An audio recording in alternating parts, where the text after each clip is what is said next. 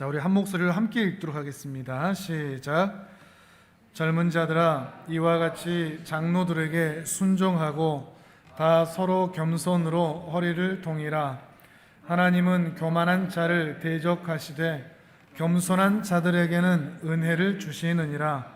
그러므로 하나님의 능하신 손 아래에서 겸손하라. 때가 되면 너희를 높이시리라. 너희 염려를 다 주께 맡기라. 이는 그가 너희를 돌보심이라. 아멘. 우리 함께 인사하도록 하겠습니다. 사랑합니다. 축복합니다. 네, 사랑하고 축복합니다. 우리 영현 형제가 우리 김대근 형제님을 같이 또 이렇게 같이 왔습니다. 축복의 박수 한번 주시겠습니까? 네. 환영하고 축복합니다. 네. 할 수만 있다면 주님 안에서 같이 신앙생활하고 교회 안에서 가족으로 세워질 수 있으면 좋겠습니다. 또 같이 또 데리고 온 영윤 형제도 축복하고요, 대근 형제도 축복합니다.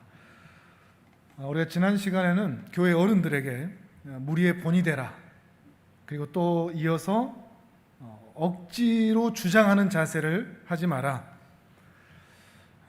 말로만 하는 그런 습관적인 모습들 보이지 않고 삶으로 보이라. 그래서 그 삶을 통해서 그 어른들이 하나님의 자녀인 것을, 그리스도의 제자인 것을 드러내라 하는 말씀을 우리가 함께 살펴보았습니다. 이제 오늘은 젊은 자들에게, 교회의 후배들에게, 신앙의 후배들에게 이렇게 권면을 하고 있습니다. 한 번 더 읽어보도록 하겠습니다. 어떤 권면이 있는지 5절과 6절을 먼저 읽어보도록 하겠습니다. 5절, 6절 시작. 젊은 자들아, 이와 같이 장로들에게 순종하고 다 서로 겸손으로 허리를 동이라. 하나님은 교만한 자를 대적하시되 겸손한 자들에게는 은혜를 주시느니라. 그러므로 하나님의 능하신 손 아래에서 겸손하라. 때가 되면 너희를 높이시리라. 아멘. 순종하라, 또 겸손하라, 허리를 동이라. 겸손한 자들에게 은혜를 주신다. 그러니 겸손하라. 때가 되면 높이신다. 젊은 자들에게 부탁하는 것은 한마디로 요약하자면 겸손하라라고 볼 수가 있을 겁니다. 겸손하라. 다만 여기서 겸손하라는 의미는 외적인 태도로서 몸을 굽히고 자세를 낮추고 존댓말을 쓰고 어른들을 공경하고 하는 그런 외적 태도만을 얘기하는 것이 아니라 조금 더 내면적인 겸손을 말합니다. 그 영적인 낮춤을 이야기합니다. 오늘 본문의 말씀하고 연결을 해서 좀 쉽게 표현을 하자고 한다면, 겸손하다는 것은 장로들에게 순종할 수 있는 것, 곧 젊은 자들이 가져야 할 중요한 자세는 배울 자세가 되어 있어야 된다, 이렇게 표현해 볼 수가 있습니다. 배울 자세가 되어 있어야 된다. 어떤 사람이 배울 자세를 취하죠?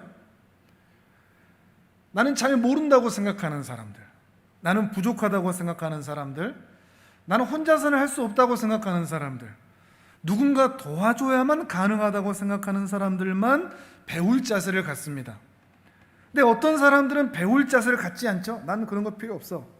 스스로 할 수 있다고 생각하는 사람들, 내가 저 사람보다 낫다, 내가 더 낫다, 사람들보다 차라리 나 혼자 하는 게 낫다, 다른 사람의 도움 필요 없다, 하나님의 도움도 필요 없다, 은혜도 필요 없다, 나는 다른 누군가의 도움이 필요 없다, 배울 필요가 없다, 이러한 자세라고 우리는 생각해 볼 수가 있습니다. 교회 안에서 나타나는 그런 모습이 말이죠.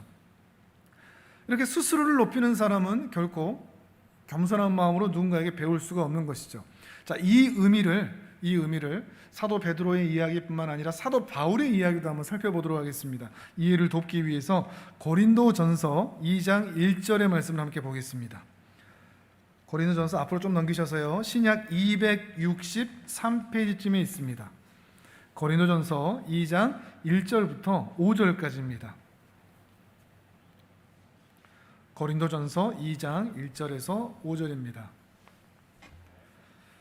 사도 바울이 어떤 마음의 자세로 이야기하는지 생각하시면서 읽어보시면 좋겠습니다. 고린도전서 2장 1절부터 5절까지 우리 같이 읽도록 하겠습니다. 시작. 형제들아, 내가 너희에게 나아가 하나님의 증거를 전할 때 말과 지혜의 아름다운 것으로 아니하였나니 내가 너희 중에서 예수 그리스도와 그가 십자가에 못 박히신 것 외에는 아무것도 알지 아니하기로 작정하였음이라. 내가 너희 가운데 거할 때 약하고 두려워하고 심히 떨었노라. 내 말과 내 전도함이 설득력 있는 지혜의 말로 하지 아니하고 다만 성령의 나타나심과 능력으로 하여 너희 믿음이 사람의 지혜에 있지 아니하고 다만 하나님의 능력에 있게 하려 하였노라. 아멘. 사도 바울이 왜 이렇게 이야기했는지 혹시 이해하시겠습니까? 사도 바울이 왜 이렇게 이야기를 하죠? 간추려서 얘기하면 사도 바울은 자신을 능력 있는 종이라고 말하고 있는 게 아닙니다. 중간중간에 그런 말이 있죠. 자신은 3절에도 이야기하듯이 약하고 두려워하고 심히 떤다. 말도 부족하고 능력도 없다. 이런 얘기를 하고 있는 겁니다. 자신은 능력 있는 종 아니다. 난 잘난 사람 아니다. 나 혼자서 무언가를 만들어낼 수 있는 사람이 아니다. 그런데 능력은 없다. 근데 그 이면에 어떤 의미가 담겨 있느냐? 그러나 나는 충성한다. 이렇게 달려 있습니다. 이게 매우 다른 말입니다. 그런데 우리가 매우 유념하게 생각해야 할 말입니다. 사도 바울은 자신을 능력 있는 종이라고 하지 아니하고 능력은 없으나 다만 충성할 뿐이다 라고 이야기하는 거죠. 이거를 조금 해학적으로 풀어서 말씀을 드린다고 하면 사도 바울은 자신을 종님이라고 하지 않습니다. 종놈이라고 얘기하는 거죠. 스스로를 주의 종이라고 표현하면서 종이라고 말은 하지만 권력도 있고 힘도 있고 돈도 있고 능력도 있고 해서 마치 종님처럼 대접받는 종들이 참 많죠. 근데 사도 바울은 그렇지가 않은 겁니다. 나는 그런 거 없다. 나는 종님이 아니다. 말로만 종이라고 말하지도 않는다. 나는 정말 종놈이다. 이렇게 자신을 낮추는 것입니다. 교회의 어른이건 젊은 사람이건 신자는 스스로 능력 있는 사람, 나는 뭔가 할 수 있어 라고 말하는 사람보다 나는 부족하나 나는 그래도 끝까지 충성할 테야 라고 말하는 사람이 교회에는 더 필요하다는 것입니다. 스스로 능력 있다고 하는 사람들은 자신이 이루어 놓은 그 결과에 대해서 자신이 정말로 어떤 기여를 한 것처럼 말합니다. 내가 기도했어, 내가 헌신했어, 내가 봉사했어, 내가 전도했어. 자신의 기여를 말하려고 하죠. 그러나 충성하는 사람들은 결코 자신이 이뤄놓은 일이라고 할지라도 그것에 대해서 자신의 기여를 말하지 않습니다. 나는 그저 하나님이 주신 은혜를 전달했을 뿐이야. 순전히 자신을 축복의 통로로만 이야기할 뿐인 것이죠. 왜 이런 이야기를 하는가 하면 고린도 교회의 특징 때문입니다. 고린도 교회 성도들은 매우 지식과 지혜와 은사들이 매우 많았습니다. 부요했고요. 똑똑한 사람들이 매우 많았습니다. 그런데 이들은 바로 그것을 자랑했습니다. 그것을 선물로 주신 하나님을 자랑한 게 아니라 나는 지식이 있어, 나는 지혜가 있어, 나는 돈이 있어, 나는 은사들이 있어 라고 하면서 그것들을 자랑했다는 말이죠. 그런 고린도 교회에 그리고 성도들에게 사도 바울이 꾸짖고 있는 겁니다. 내가 너희에게 복음을 전할 때에는 내가 능력 있다고 하지 않고 나는 그저 그 은혜를 아무런 능력도 없는 종으로서 전달만 했을 뿐인데 어찌하여 너희는 그 은혜를 전달받은 자들로서 너희 스스로 능력이 있다고 말하느냐? 너희 스스로 그 은혜를 가질만 하다고 말하느냐? 왜 내가 전한 복음과 너희가 지금 누리고 있는 그 복음이 이렇게 다른 것이냐라고 책망을 하고 있는 것입니다. 고린도 교회 안은 그러니 겸손이 있을 수가 없는 것이죠. 겸손할 수가 없는 것입니다. 겸손하다는 것은 기독교 신앙에 있어서 매우 중요한 본질과 같은 것입니다. 이 겸손함을 망각하고 내 것으로 이 겸손을 삼지 않으면 우리는 스스로를 똑똑한 자요, 잘난 자요, 잘하는 자요, 하나님의 은혜가 필요 없는 자라고 인식할 수밖에 없습니다. 그러면 교만할 수밖에 없는 거죠. 그러나 교만은 패망의 선봉이라고 이야기를 하죠. 우리가 이야기할 것은 낮추는 겁니다. 나의 부족함을 인정하는 겁니다. 무지하고 무력하고 무능한 존재, 그래서 하나님의 은혜가 필요한 존재라는 것을, 하나님께서 내 삶에 찾아와 주셔서, 주 예수께서 우리 마음에 찾아와 주셔서 우리에게 은혜를 주시고 그 은혜로만 살아갈 수 있는 비참한 죄인인 것을 인정하게 될 때 우리는 드디어 겸손의 자리로 내려갈 수가 있는 것입니다. 겸손하다는 것은 어떤 태도나 성품이 아닙니다. 겸손한 태도를 말하는 게 아니라 하나님의 능하신 손 아래에서 하는 것을 의식하는 것, 이것만 겸손이라 말할 수 있는 것입니다. 다시 한번, 겸손은 성품이나 태도가 아니라 하나님의 능하신 손 아래에서 하는 것을 의식하는 사람을 겸손한 사람이라 라고 말할 수 있다는 것입니다. 근데 오늘 본문으로 다시 베드로전서 돌아와 보면 이런 겸손하고 무엇이 연결되는가 하면 7절에 염려하고 연결이 됩니다.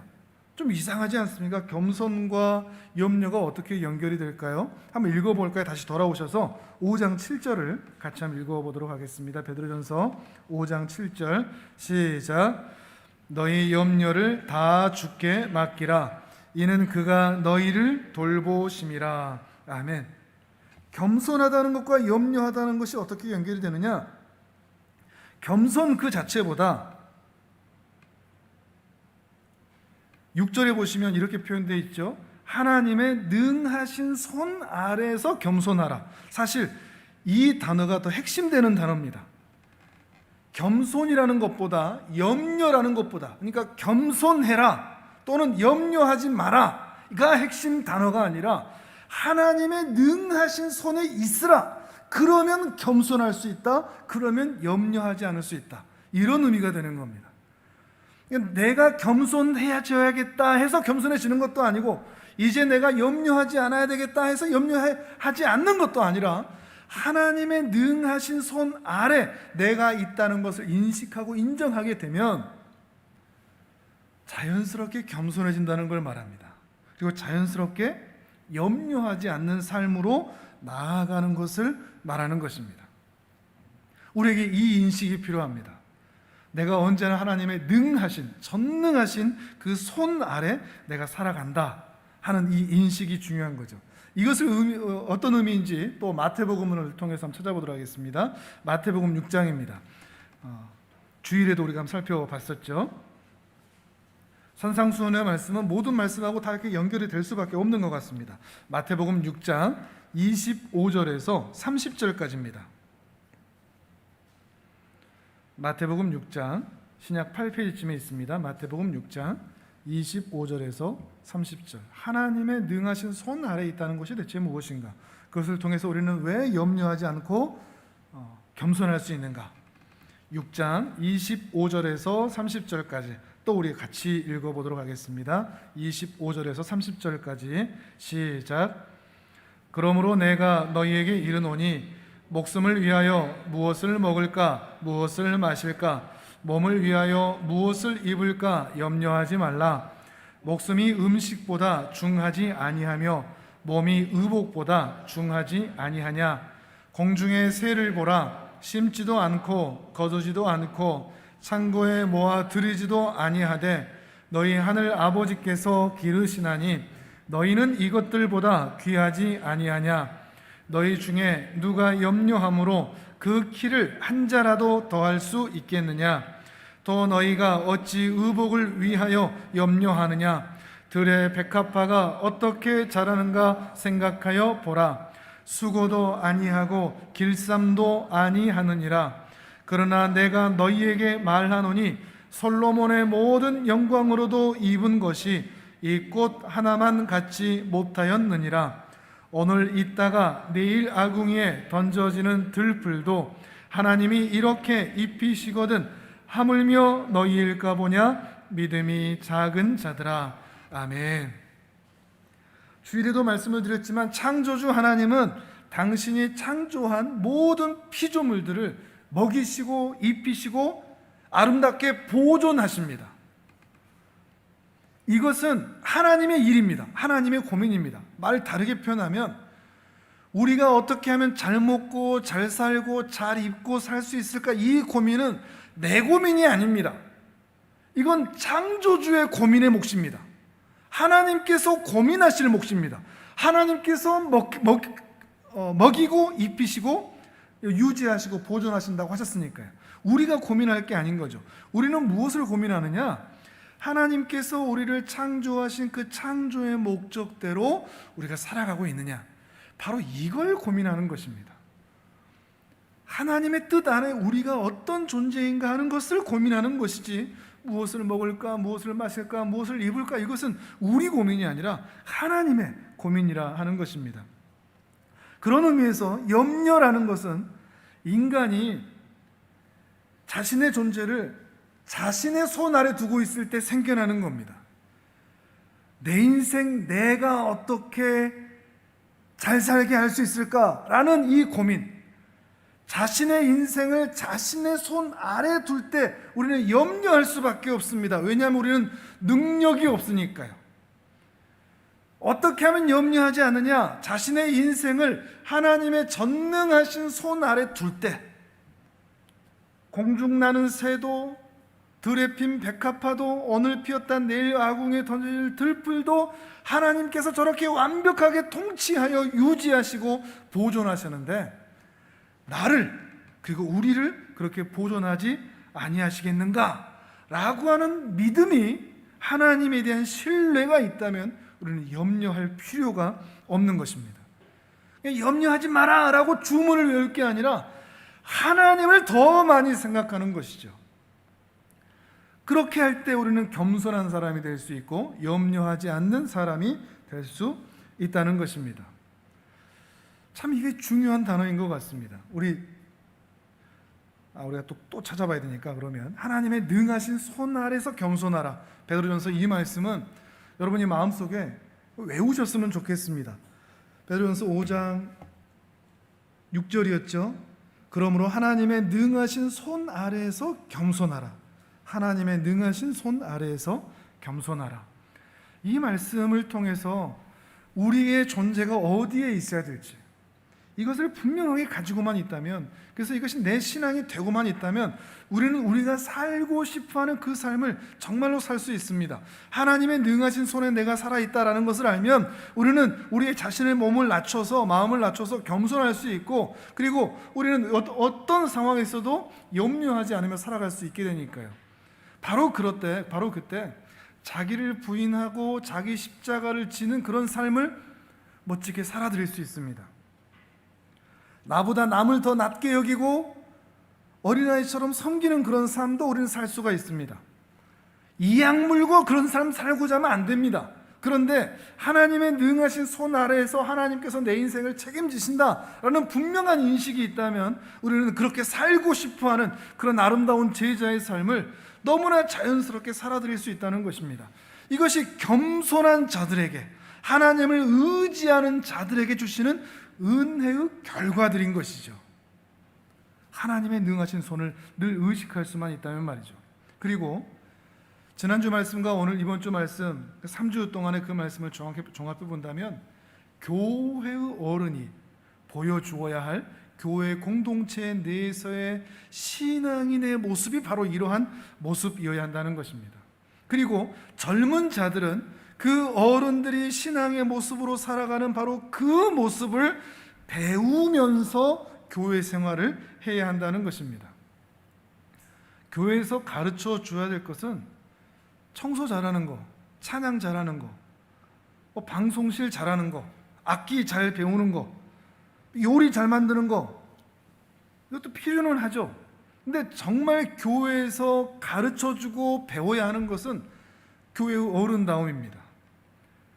하나님 앞에서 겸손한 교회의 어른들, 어떤 상황, 어떤 형편에서도 염려하지 않고 하나님의 일하심을 말할 수 있는 어른들, 그리고 실제로 그렇게 사는 어른들, 그리고 바로 그러한 어른들의 모습을 겸손함으로 배우고 따라가는 젊은이들, 이렇게 교회 공동체가 만들어진다는 것입니다. 조금 더 자세하게 이번에 빌립보서 4장으로 함께 가도록 하겠습니다. 빌립보서 4장 4절에서 7절입니다. 신약 321페이지쯤에 있습니다. 빌립보서 4장 4절에서 7절입니다. 신약 321페이지 4장 4절에서 7절까지 우리 같이 읽어보겠습니다. 시작. 주 안에서 항상 기뻐하라. 내가 다시 말하노니 기뻐하라. 너희 관용을 모든 사람에게 알게 하라. 주께서 가까우시니라. 아무것도 염려하지 말고 다만 모든 일에 기도와 간구로 너희 구할 것을 감사함으로 하나님께 아뢰라. 그리하면 모든 지각에 뛰어난 하나님의 평강이 그리스도 예수 안에서 너희 마음과 생각을 지키시리라. 아멘. 5절 끝에 이런 표현이 있죠. 주께서 가까우시다. 주께서 가까우시다는 것을 아는 신자들은 4절에서 얘기하는 것처럼 기뻐할 수 있고 5절에서처럼 관용을 베풀 수 있습니다. 6절과 7절에서처럼 염려하지 않고 기도하고 간구하여 그 마음에 하나님의 평강이 있을 수 있습니다. 중요한 것은 무엇인가 하면 주께서 가까우시다는 것을 아는 것이죠. 주께서 가까우시다는 것은 단순히 시간적인 개념으로서 장차 주님이 오신다, 오실 날이 가까웠고 있다, 인류의 종말이 다가오고 있다라고는 시간적 개념보다도 주께서 가까우시다 이 표현은 하나님께서 약속하신 그 모든 일들은 반드시 성취된다, 실패하거나 포기되는 일들이 없다, 반드시 주님은 다시 오신다 라고 하는 그 승리의 확정, 이것을 믿는 자들의 삶의 모습이 어떻게 나타나는가? 기쁨으로 나타날 수밖에 없다는 겁니다. 내가 지금 신앙을 가지고 살아가는 것 때문에 세상에서 싸우고 갈등을 경험하고 할 수밖에 없는데 주님이 반드시 오시고 그리고 내 신앙을 확인해 줄 그때가 반드시 온다는 것을 아는 신자들은 그 싸움이 있는데도 기쁠 수가 있는 겁니다. 왜냐하면 우리의 싸움의 승리가 보장되어 있기 때문입니다. 우리의 종착지가 저 하늘나라로 정해져 있기 때문입니다. 이 종착지가 바뀌지 않습니다. 우리 승리의 싸움의 결과도 바뀌지 않습니다. 축구 시합을 하는데 대한민국과 뭐 다른 나라가 시합을 하는데 3대1로 이겼다.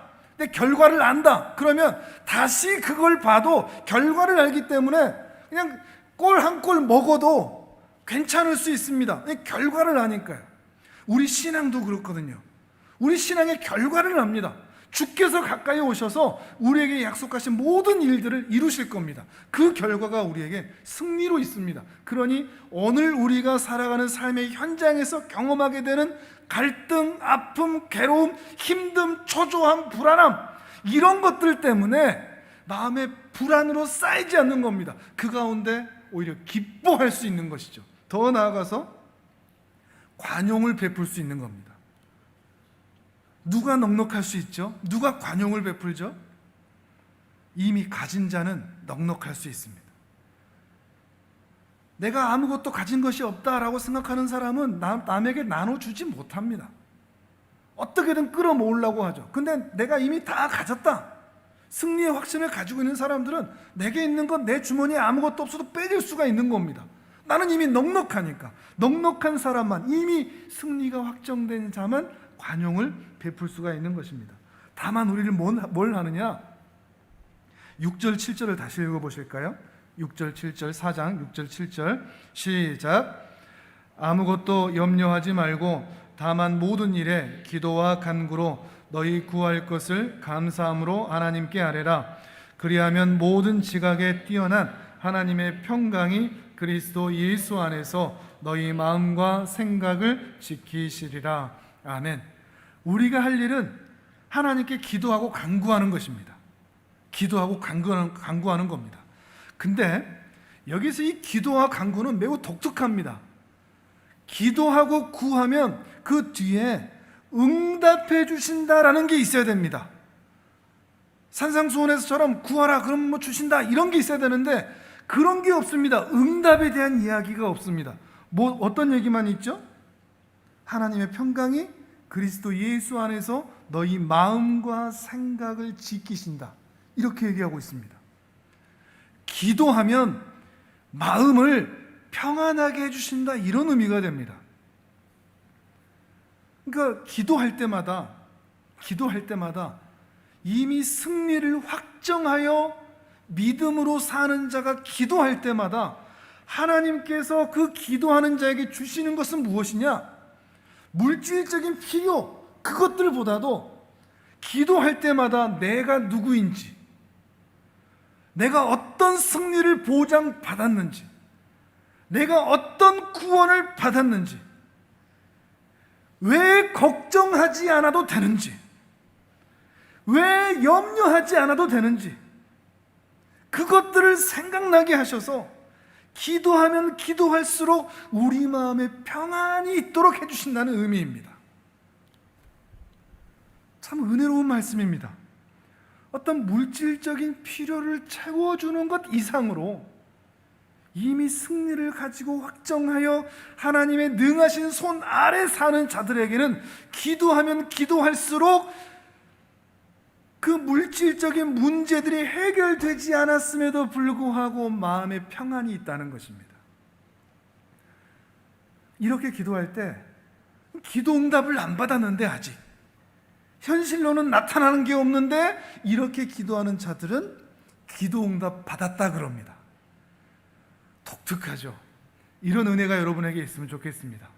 분명히 현실적으로는 기도 응답 받은 게 없는데 이미 마음의 평안과 감사를 다시 회복하고서 나 기도 응답 받았어 라고 대답할 수 있는 게 바로 이것이라는 겁니다. 그만큼 기도라는 것이 중요합니다. 근데 기도를 잘 해야 됩니다. 왜냐하면 우리는 기도라는 것을 무속신앙인들처럼 비나이다 그래서 이것도 해결해주고 저것도 해결해주고 이것도 채워주고 저것도 채워주고 이런 서원 성취의 개념으로 기도를 사용합니다. 물론 이런 요청도 필요하죠. 그러나 우리 주님께서는 이 기도의 시간을 그런 무속신앙인들과 차원이 다른 그런 기도의 일하심으로 채워주신다는 겁니다. 무엇보다도 우리의 마음과 생각을 지켜주신다는 것입니다. 이것만큼 큰 은혜가 없습니다.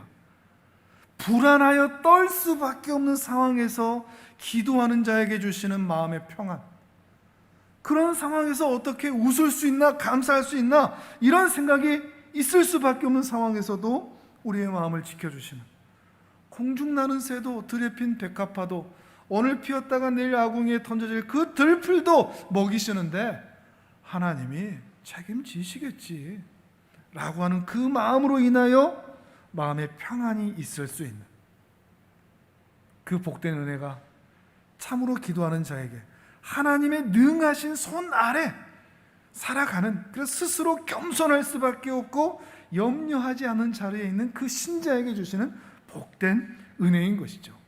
그리고 이 은혜를 말하고서 사도 바울은 뒤이어 이렇게 권면하고 있습니다. 계속해서 4장 8절과 9절을 또 읽어보겠습니다. 빌립보서 4장 8절 9절 시작. 끝으로 형제들아, 무엇에든지 참되며 무엇에든지 경건하며 무엇에든지 오르며 무엇에든지 정결하며 무엇에든지 사랑받을 만하며 무엇에든지 칭찬받을 만하며 무슨 덕이 있든지 무슨 기림이 있든지 이것들을 생각하라. 너는 내게 배우고 받고 듣고 본 바를 행하라. 그리하면 평강의 하나님이 너희와 함께 계시리라. 아멘.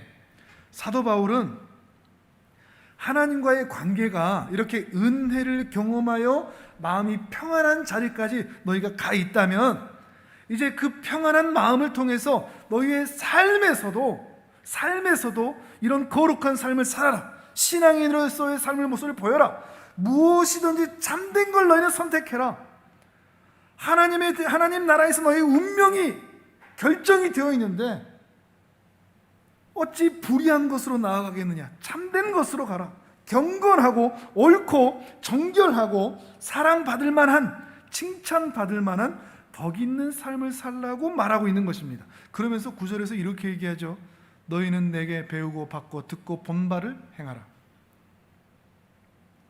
사도 바울은 자신보다 젊은 자들에게, 신앙의 후배들에게 나를 보고 배우라 라고 얘기하는 겁니다. 나를 보고 배우라. 초대교회가 정말 부러운 것은 무엇인가 하면 보고 배울 만한 어른이 실제로 있었다는 겁니다. 사도 바울은 말로만 이렇게 편지를 쓰고 복음을 전한 게 아니라 자신이 전한 그 복음대로 실제로 살았습니다. 그렇게 산 자가 이 복음을 말할 때 이 복음이 힘이 있는 겁니다. 저 같은 사람이 이런 얘기하면 힘이 안 생기죠. 아니, 너나 잘해라 이런 말 들을 수밖에 없죠. 근데 사도 바울은 그런 삶을 산 사람이란 말이죠. 그랬기 때문에 수많은 신앙의 후배들에게 도전을 받는 것이죠. 우리도 저 어른처럼 살자. 참되고 경건하고 옳고 칭찬받고 사랑받을 만한 그런 삶을 어떤 핍박과 어려움에서도 살자. 참 두려운 말이지만, 그리고 쉽지 않은 말이지만, 말하기도 겁나는 말이지만, 오늘날 교회 공동체 안에 필요한 존재가 바로 이런 어른입니다. 돈도 아니고 무수한 사람도 아니고 교회 건물도 아닙니다. 교회에 필요한 건 어른입니다. 그래서 신앙으로 산다는 것이 무엇인지를 보여줄 수 있는, 그리고 바로 이러한 신앙으로 사는 어른으로 자라나라고 교회 안에 목회자와 직분자를 주신 것입니다. 직분자는 명예직이 아닙니다. 헛기침하라고 주는 자리가 아닙니다. 행정적인 편의를 위해서 만드는 것도 아닙니다. 물론 그런 필요도 있습니다. 가장 중요한 것은 직분자들을 통해서, 목회자를 통해서, 장로, 권사, 집사를 통해서 교회 어른의 역할을 하고 신앙을 보이고 그리스도의 성품을 보이는 자로 세워져야 하는 것입니다. 그런 사람이 있을 때 교회에는 복음이 능력으로 나타납니다. 그런 사람이 교회에 있을 때, 우리 교회는 그런 목사님이 있어, 그런 장로님이 있어, 그런 권사님이 있어, 그런 집사님이 있어. 그럴 때 교회가 힘을 받는 겁니다. 복음이 실제가 되는 것이죠. 왜냐하면 복음대로 사는 사람이 있는 것이니까 말이죠. 정말 간절히 소망하게 됩니다. 3주 동안 이런 어른에 대한, 젊은 자들에 대한 이야기를 함께 말씀으로 나누면서 정말 우리 교회가 이런 직분자들이 세워질 수 있다면 정말 감사하겠다. 그리고 그렇게 만들어 가야 되겠다라는 생각을, 도전을 많이 받게 되는 것 같습니다. 위드 코로나 이후의 시절을 우리가 준비해야 될 것인데, 직분자가 그렇게 세워져야 되겠다. 그저 의미 없이 집사 던져주는 것이 아니라 이런 도전을 받는 사람들이 교회의 집사가 되고 직분자가 되어져야 되겠다 하는 생각을 많이 하고 사모하게 되는 것 같습니다. 우리 어른들은 이런 삶을 살기 위해서 더 하나님 앞에서 살아야겠습니다. 하나님의 능하신 손 아래에서 겸손하게, 오직 하나님의 은혜가 필요한 자로, 그리고 하나님이 채우실 것을 믿고 염려하지 않는 자로 우리는 살아야겠습니다. 또한 동시에 우리 모두는 신앙의 후배들로서 그러한 신앙의 어른들이 살아가는 모습들을 보고 배워야 되겠습니다. 각자마다 신앙의 장단점이 있습니다. 장점도 있고 단점도 있죠. 그런데 우리 안에 그런 마음의 도전이 있으면 좋겠습니다. 저 장점은 나 배우고 싶다. 그래서 우리 교회 안에서는 서로를 바라보면서 저분의 장점을 내 것으로 만들어야 되겠다. 나보다 나이가 많든 적든지 신앙이 좋든지 어쩌든지 그 장점들이 있는 것을 보고 다 내 것을 만들어서 이 교회 안에 있는 모든 장점들이 내 모습이 되도록 난 그렇게 살아야 되겠다. 이것이 또한 우리 모두의 그런 바람과 소망이 될 수 있으면 좋겠습니다. 서로에게 그렇게 선한 영향력을 주면서 함께 세워져 가는 교회가 되는 것이죠. 물론 우리 안에는 스스로 강한 자가 없습니다. 잘난 자도 없습니다. 다만 우리는 하나님의 은혜가 필요한 비참한 죄인일 뿐입니다. 그러니 우리는 겸손할 수밖에 없습니다. 오히려 부족하니 겸손할 수밖에 없습니다. 그 가운데서 하나님의 능하신 손을 의식하고 염려하지 않고 걱정을 내려놓고 오직 예수 그리스도를 닮아가는 그 복된 은혜가 지금 이 시간 이 말씀을 듣는 우리 모든 성도님들에게 임하기를, 실현되기를 주님의 이름으로 축복합니다. 아멘. 우리 이제 함께 기도하겠습니다. 참 부담스러운 것이지만 부담스러우니까 나는 못하겠다가 아니라 마음의 열망을 가지실 수 있기를 바랍니다. 하나님, 저 교회 안에 보고 배울 만한 어른이 되고 싶습니다. 세상적인 어른, 헛기침하는 어른이 아니라 본을 보이는, 하나님의 능력을 보이는, 하나님을 믿는 자답게 살아내는 그런 어른이 되고 싶습니다. 저에게 그런 복된 은혜를 주시고 그렇게 닮아갈 수 있도록, 주님을 닮아갈 수 있도록 주님 내 안에 복된 열망과 사모하는 마음, 그리고 말씀과 기도의 삶을 살아드릴 수 있도록 주여 은혜를 베풀어 주옵소서. 우리 사모하는 마음으로 함께 기도하도록 하겠습니다.